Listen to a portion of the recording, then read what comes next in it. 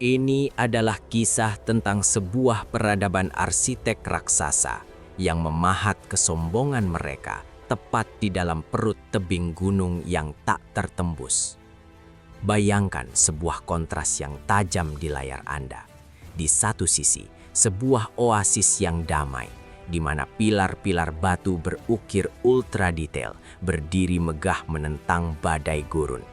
Namun di sisi lain, sebuah badai azab yang memekakkan telinga meratakan kemegahan tersebut hanya dalam hitungan detik. Ini adalah epik tentang kekuatan fisik yang tak tertandingi, konspirasi elit di tengah malam, dan sebuah mukjizat menakjubkan di mana seekor unta gaib melangkah keluar membelah batu karang yang padat. Ini bukan sekadar legenda kuno, melainkan monumen sejarah nyata tentang bagaimana teknologi arsitektur purba yang paling kebal sekalipun hancur lebur tanpa sisa ketika penghuninya berani menentang sang pencipta alam semesta. Sebelum kita menyusuri lorong-lorong gelap kota Batu Al-Hijr dan menyaksikan detik-detik menegangkan runtuhnya kaum Tsamud, jangan lupa subscribe, like, share, dan nyalakan lonceng notifikasinya agar kalian tidak tertinggal penjelajahan sejarah epik lainnya di channel ini.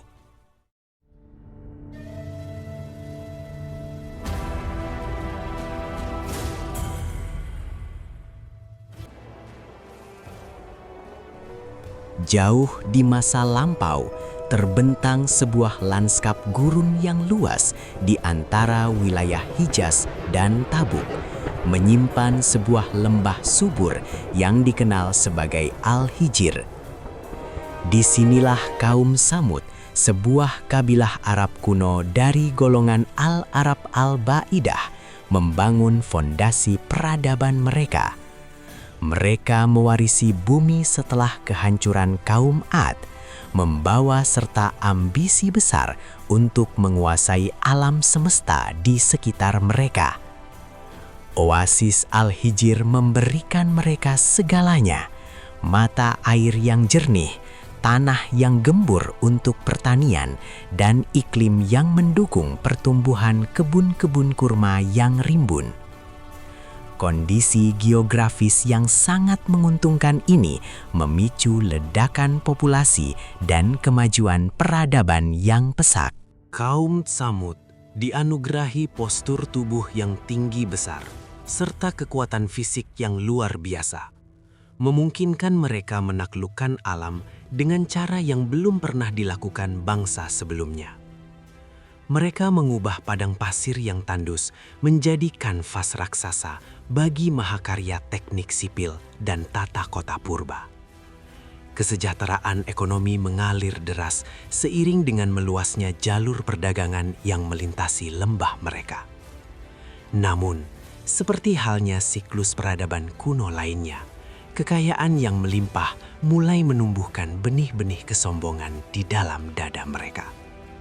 Generasi demi generasi lahir dalam gelimang kemewahan, perlahan melupakan Tuhan yang telah menganugerahkan semua nikmat tersebut. Mereka mulai memandang pencapaian arsitektur dan kejayaan materi mereka sebagai hasil mutlak dari kehebatan tangan mereka sendiri. Kehidupan spiritual mereka pun mengalami kemunduran yang tragis. Rasa syukur berganti menjadi arogansi, dan tradisi penyembahan kepada Tuhan Yang Maha Esa tergerus oleh praktik animisme. Mereka mulai mengambil batu-batu dari gunung yang mereka taklukkan, memahatnya menjadi patung-patung berhala, dan menjadikannya sesembahan. Pada titik ini, peradaban Tsamud telah mencapai puncak kejayaan duniawi, sekaligus titik nadir spiritual. Mereka berdiri sebagai penguasa bumi yang gagah berani di atas hamparan pasir dan batu. Namun jiwa mereka telah terperangkap dalam kebutaan yang gelap. Di tengah masyarakat yang mabuk oleh kekuasaan dan kemewahan inilah, takdir langit sedang bersiap untuk mengirimkan seorang pembawa peringatan. Di tengah hierarki sosial kaum Samud yang sangat mendewakan status dan kekayaan, lahirlah seorang anak laki-laki yang kelak akan mengubah sejarah lembah tersebut. Ia adalah Sholih bin Ubaid bin Masik bin Ubaid bin Khodir bin Samud. Nasabnya bersambung langsung hingga ke bapak moyang kabilah tersebut, menjadikannya bagian tak terpisahkan dari inti keluarga bangsawan Samud. Sebagai seorang pemuda keturunan darah biru, Sholih tumbuh dalam pengawasan dan harapan besar dari para tetua adat. Ia memiliki kecerdasan intelektual yang tajam, tutur kata yang sangat terstruktur, dan karisma alami yang mampu memikat siapa saja yang berdialog dengannya. Berbeda dengan pemuda elit lainnya yang kerap menghabiskan waktu dalam pesta pora, Sholih dikenal karena kejujuran, kebijaksanaan, dan empati sosialnya yang tinggi. Para pemimpin kaum Thamud seringkali memproyeksikan Sholih sebagai aset terbesar peradaban mereka. Dalam setiap rapat adat atau pengambilan keputusan penting, pandangan-pandangan Sholih selalu diperhitungkan. Ia adalah sosok pemimpin ideal yang dipersiapkan untuk meneruskan tongkat estafet kejayaan leluhur mereka, menjaga tradisi bapak moyang, dan memperluas dominasi Thamud di Jazirah Arab. Namun, di balik tembok-tembok harapan kaumnya, jiwa Sholih justru merasakan keterasingan yang mendalam melihat kebobrokan moral di sekitarnya. Ia melihat dengan jelas bagaimana kaum elit menindas yang lemah, dan bagaimana akal sehat dikorbankan demi menyembah patung-patung batu yang bisu. Hatinya yang murni tidak pernah sekalipun tergoda untuk ikut bersujud di hadapan berhala-berhala yang dipahat oleh tangan-tangan kaumnya sendiri. Hingga pada suatu masa yang telah ditetapkan, Allah menurunkan wahyu ke dalam dadanya, mengangkatnya dari sekedar calon pemimpin adat menjadi seorang rasul yang mulia. Garis keturunannya yang terhormat kini menjadi jalan pembuka, memastikan bahwa dakwah yang ia bawa kelak tidak bisa dipandang sebelah mata, karena peringatan itu datang dari putra terbaik yang pernah dilahirkan oleh rahim kaum Thamud sendiri. Kisah epik ini tidak dibiarkan hilang tertiup angin gurun, melainkan diabadikan secara rinci di dalam ayat-ayat suci Al-Quran. Berbagai surah seperti Al-A'raf, Hud, Asy-Syu'ara, dan An-Naml mengambil sudut pandang yang berbeda untuk merekam jejak langkah peradaban Samud. Ayat-ayat ini berfungsi layaknya sebuah rekam jejak visual yang menyoroti kontras antara kemegahan materi dan kelemahan iman.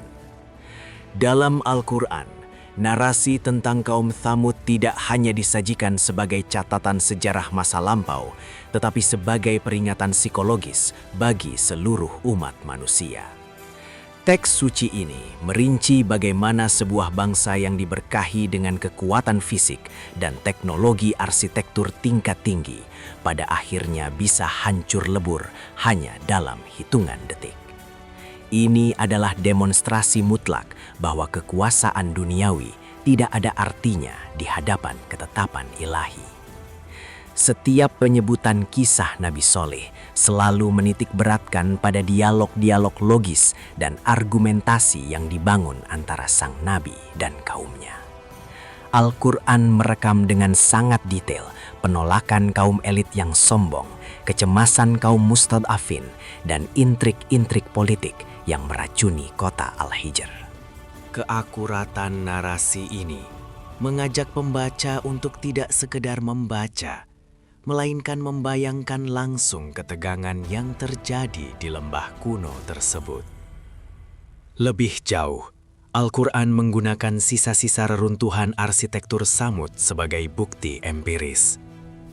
Ayat-ayat tersebut seringkali menantang orang-orang musyrik di masa Nabi Muhammad dan generasi setelahnya untuk berjangan di muka bumi, melihat dengan mata kepala sendiri reruntuhan rumah-rumah batu yang kosong melompong. Reruntuhan itu menjadi saksi bisu keadilan Tuhan yang tak terbantahkan. Melalui pengulangan kisah ini di berbagai surah, Allah menggarisbawahi sebuah hukum peradaban yang universal, bahwa ketika kecerdasan manusia digunakan untuk merusak bumi dan menentang penciptanya, maka kehancuran bukanlah sebuah kemungkinan, melainkan sebuah kepastian yang hanya menunggu waktu. Sebagai arsitek ulung di zamannya, kaum Samud menciptakan mahakarya tata kota yang membuat siapapun berdecak kagum. Pada musim panas, mereka turun ke lembah-lembah dataran rendah, membangun permukiman dari batu bata lumpur yang disusun secara presisi. Ruangan-ruangan ini dirancang khusus untuk menangkap sirkulasi angin sejuk dari oasis, memberikan kenyamanan maksimal di tengah teriknya matahari gurun. Namun, kehebatan teknik sipil mereka yang sesungguhnya terbukti menjelang musim dingin. Dengan menggunakan pahat dan kekuatan fisik yang mengagumkan, mereka membelah gunung-gunung batu dan tebing-tebing raksasa. Mereka melubangi batu pasir yang keras itu untuk menciptakan istana-istana musim dingin yang kokoh, lengkap dengan lorong-lorong panjang, ruang pertemuan yang luas, dan pilar-pilar batu penyangga yang sangat presisi. Detail arsitektur yang mereka hasilkan sangat luar biasa. Fasad-fasad rumah batu mereka dihiasi dengan ukiran ultra detail yang menunjukkan status sosial pemiliknya. Gunung-gunung tidak lagi terlihat sebagai formasi alam, melainkan telah berubah menjadi deretan kota vertikal yang megah.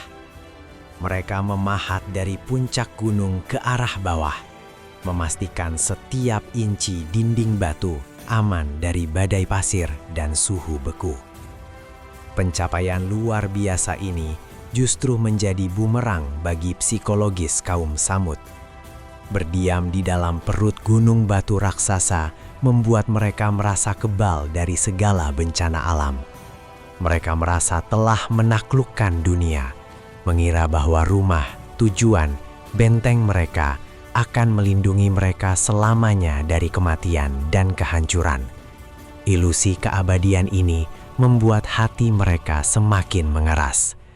Pada akhirnya, keahlian memahat batu itu mengantarkan mereka pada kesyirikan yang nyata. Mereka menggunakan kemampuan yang sama untuk memahat berhala-berhala raksasa, menciptakan tuhan-tuhan palsu dari batu yang baru saja mereka lubangi. Mereka tunduk menyembah karya tangan mereka sendiri, benar-benar melupakan zat yang maha kuasa yang telah menundukkan gunung-gunung itu untuk mereka. Di tengah riuhnya kesombongan dan gemerlapnya pesta di istana-istana batu, Nabi Sholih memulai misi dakwahnya. Beliau tidak datang dengan kemarahan yang meledak-ledak atau ancaman pedang, melainkan melangkah maju dengan aura ketenangan yang mendalam. Pendekatan pertamanya adalah melalui dialog intim dan penuh kasih sayang, menempatkan dirinya sebagai seorang saudara yang sangat peduli pada nasib kaumnya. Dalam setiap kesempatan, baik di pasar maupun di ruang-ruang pertemuan, Sholih membentangkan narasi yang menggugah akal sehat. Ia mengajak kaumnya untuk melihat ke sekeliling, menatap mahakarya pilar batu dan kebun-kebun kurma, lalu bertanya secara retoris, siapakah yang menciptakan tanah tempat mereka berpijak? Ia mengingatkan bahwa semua kejayaan visual yang mereka nikmati adalah pinjaman dari Allah yang harus disyukuri, bukan alasan untuk bersikap angkuh. Tutur kata Nabi Sholih sangatlah lembut, penuh dengan empati. "Hai kaumku," serunya dengan nada yang menyejukkan. "Sembahlah Allah, sekali-kali tidak ada bagimu Tuhan selain Dia." Ia mencoba membongkar ilusi kekuatan yang menutupi hati kaumnya secara perlahan, menyentuh sisi kemanusiaan mereka yang terdalam, dan menawarkan jalan pemaafan tanpa menghakimi masa lalu mereka yang kelam. Strategi kelembutan ini mulai membuahkan hasil di kalangan masyarakat bawah. Para pekerja keras, budak, dan orang-orang miskin yang selama ini tertindas oleh sistem sosial yang hierarkis, menemukan kedamaian dalam pesan tauhid yang dibawa Soleh. Bagi mereka, ajaran ini membebaskan mereka dari kewajiban menyembah batu, sekaligus membebaskan dari penindasan para penguasa zalim. Namun, kelembutan itu tidak selalu diartikan sebagai kebaikan. Di mata para elit, ketenangan dan logika narasi yang dibawakan oleh Shalih justru dianggap sebagai ancaman intelektual yang sangat berbahaya. Berbeda dengan pemberontakan fisik yang bisa dipadamkan dengan senjata, dakwah Shalih yang lembut ini perlahan-lahan meruntuhkan fondasi ideologis yang menopang kekuasaan para bangsawan Tsamud. Respons pertama yang ditunjukkan oleh para pembesar kaum Tsamud terhadap dakwah Nabi Soleh adalah keterkejutan yang berujung pada rasa frustrasi yang luar biasa. Jika dilihat dari sudut pandang sosial, terjadi semacam perpecahan ekspektasi. Pemuda bangsawan yang selama ini mereka sanjung dan proyeksikan untuk menjadi pelindung tradisi, tiba-tiba berdiri di hadapan mereka untuk meruntuhkan seluruh sistem kepercayaan bapak moyang mereka. Kekecewaan ini terekam jelas dalam ucapan sinis mereka saat berhadapan dengan Shalih. Mereka meluapkan rasa dikhianati dengan berkata, "Hai Shalih, sesungguhnya kamu sebelum ini adalah seorang di antara kami yang kami harapkan."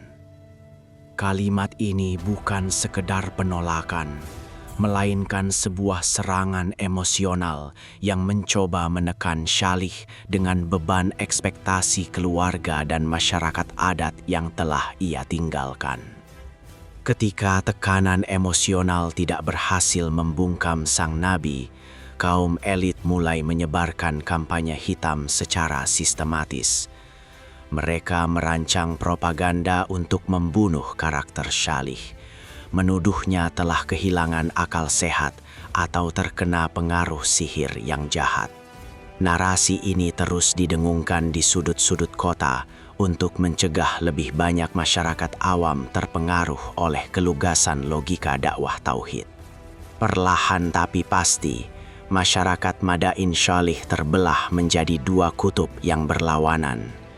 Di satu sisi, kelompok minoritas yang terdiri dari kaum mustad'afin berkumpul melindungi nabi mereka dengan iman yang teguh.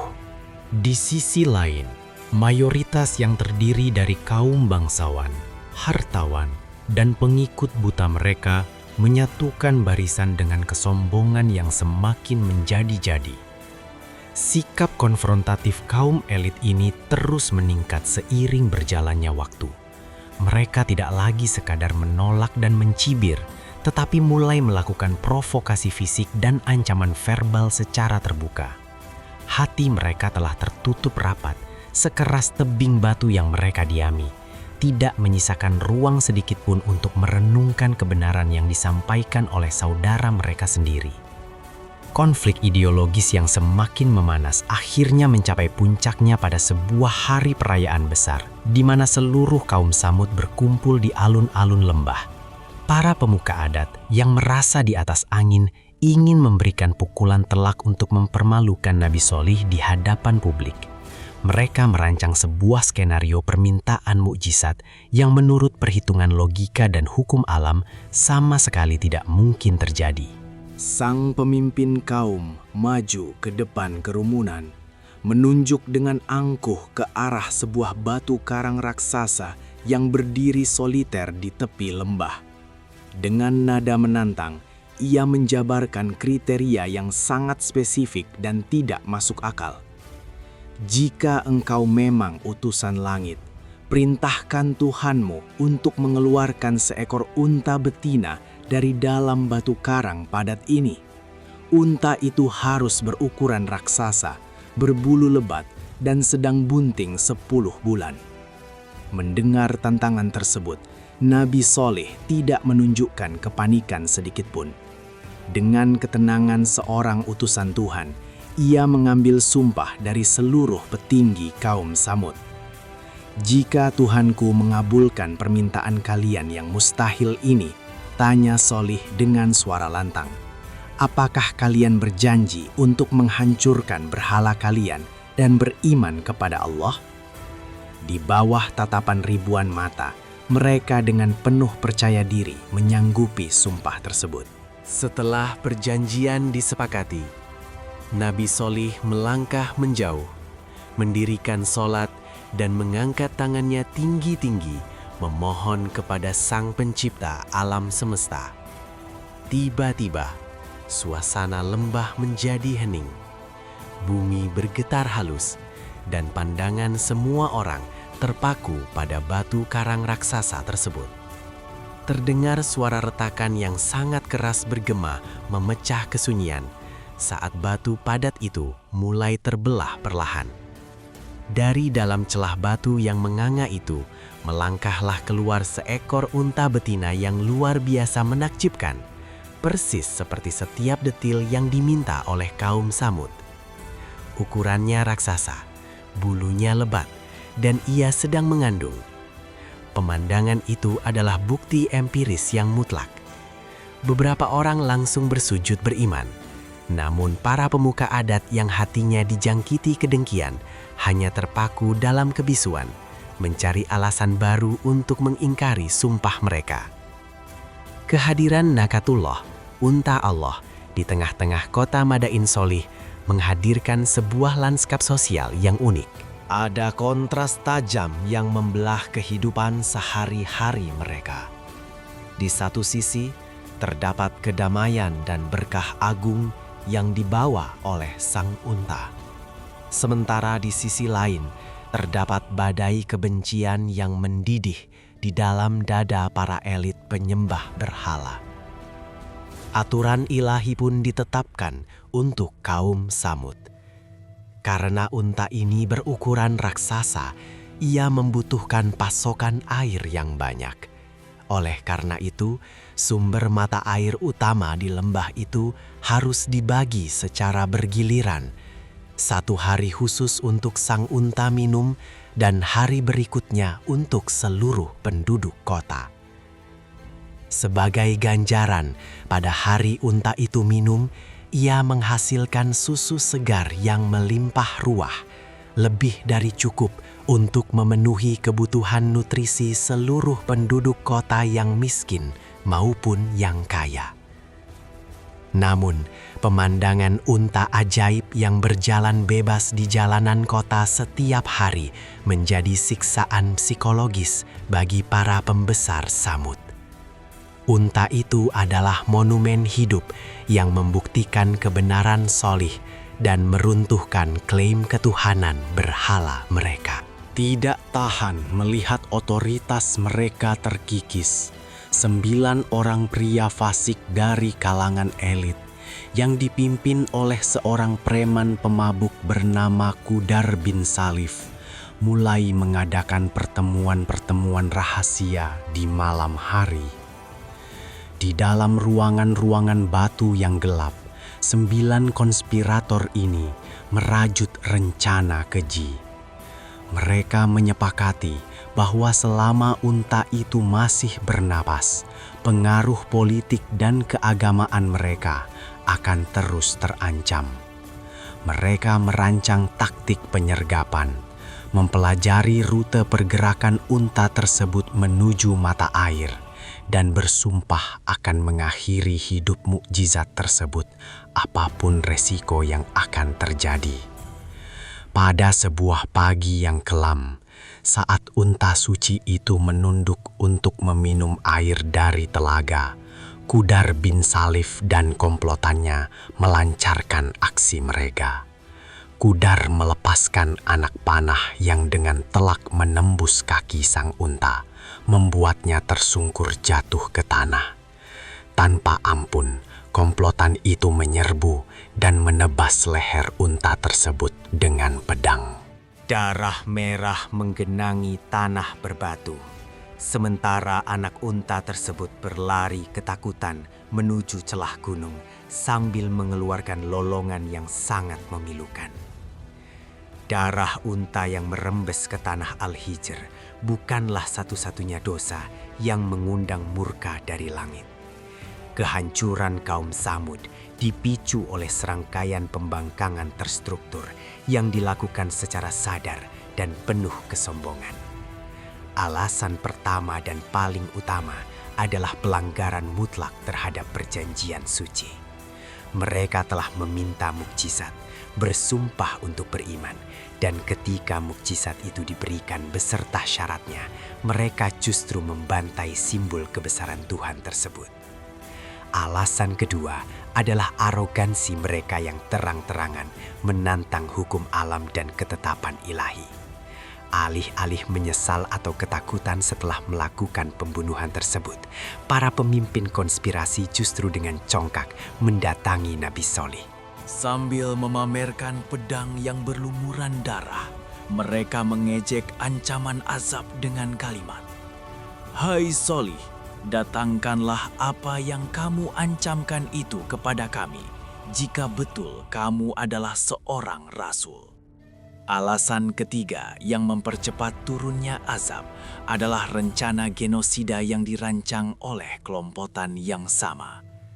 Setelah berhasil membunuh unta, 9 orang fasik ini tidak merasa puas.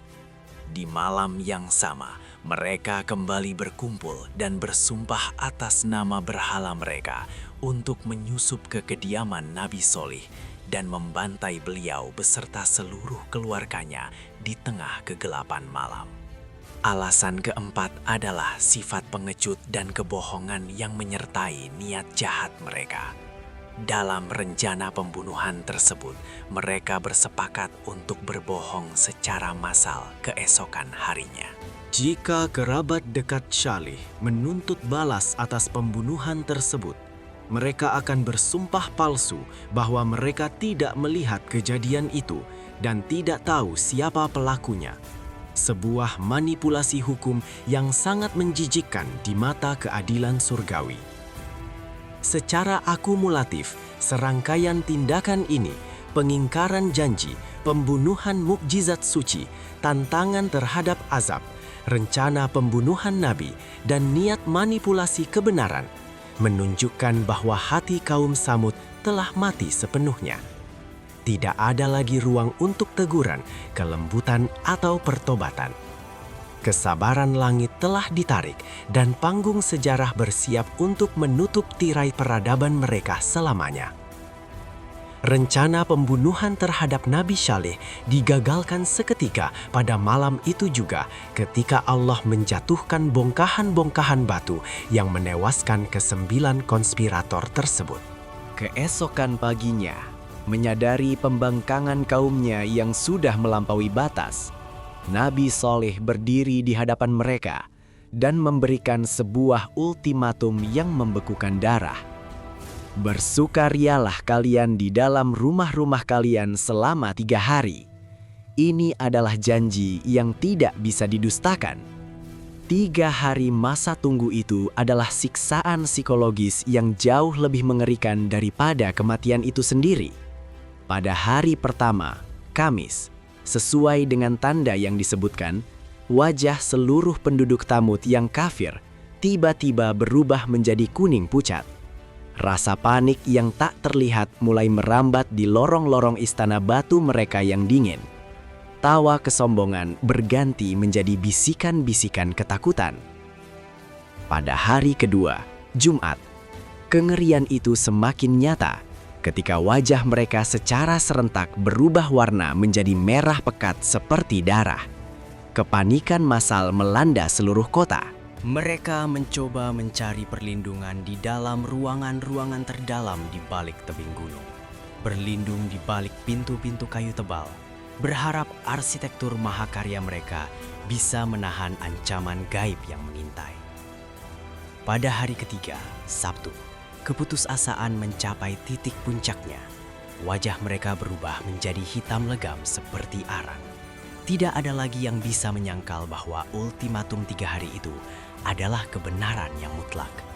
Malam itu, di dalam benteng-benteng batu yang tak tertembus, kaum Tsamud duduk membeku.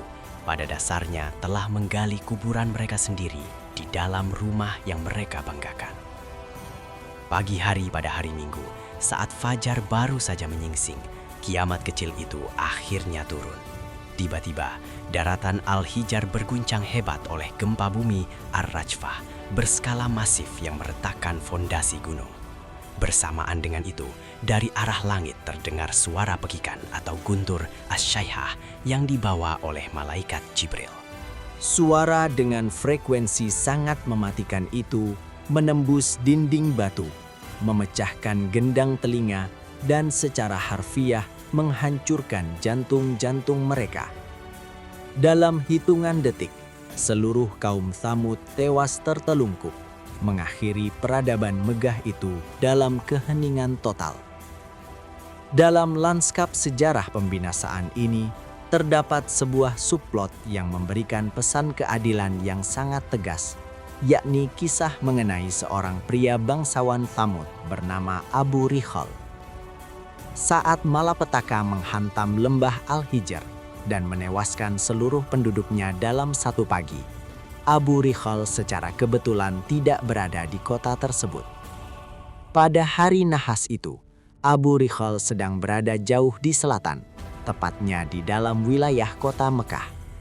Karena ia berdiri di atas tanah haram, wilayah suci yang dijamin keamanannya oleh Allah, azab gempa dan teriakan langit yang menghancurkan kaumnya tidak menyentuhnya sama sekali.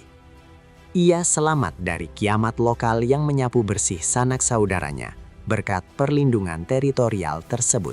Selama beberapa waktu, Abu Rigal hidup dalam ilusi keselamatan. Ia mungkin merasa bahwa dirinya berhasil mengelabui takdir, atau bahwa statusnya sebagai salah satu elit Tsamud entah bagaimana melindunginya dari kemurkaan langit. Kesombongan yang mendarah daging di dalam rasnya masih tersisa di dalam dadanya, meskipun ia tahu negerinya telah rata dengan tanah. Namun, keadilan langit tidak pernah meleset dan tidak terikat oleh waktu. Pada suatu hari, merasa situasi telah aman, Abu Rigal memutuskan untuk melangkahkan kakinya keluar dari batas patok suci tanah haram. Saat itulah hukum Tuhan yang tertunda akhirnya ditegakkan dengan presisi yang menakutkan. Tepat saat kakinya menginjak tanah biasa di luar zona haram, sebuah batu besar melesat jatuh dari langit.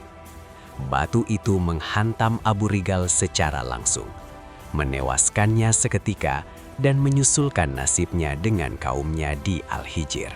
Kisah ini menjadi monumen peringatan yang kuat bahwa pelarian fisik, bahkan ke tempat paling suci sekalipun, tidak akan pernah bisa menyelamatkan jiwa yang zalim dari keadilan absolut penciptanya. Sebelum fajar kehancuran itu menyapa lembah Al-Hijr, Allah telah memerintahkan Nabi Shalih dan sekelompok kecil orang beriman untuk bergegas mengemasi barang-barang mereka dan keluar dari batas kota. Mereka melangkah di bawah naungan malam, meninggalkan rumah-rumah batu dan kebun-kebun korma yang telah menjadi bagian hidup mereka, diselamatkan dari amukan azab yang meratakan orang-orang zalim. Ketika kehancuran telah usai dan matahari kembali bersinar terang, rombongan kecil ini berdiri di sebuah bukit yang tinggi, memandang ke arah lembah untuk terakhir kalinya.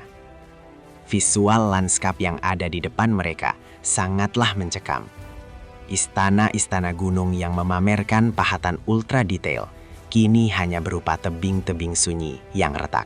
Tidak ada asap dapur, tidak ada suara pasar.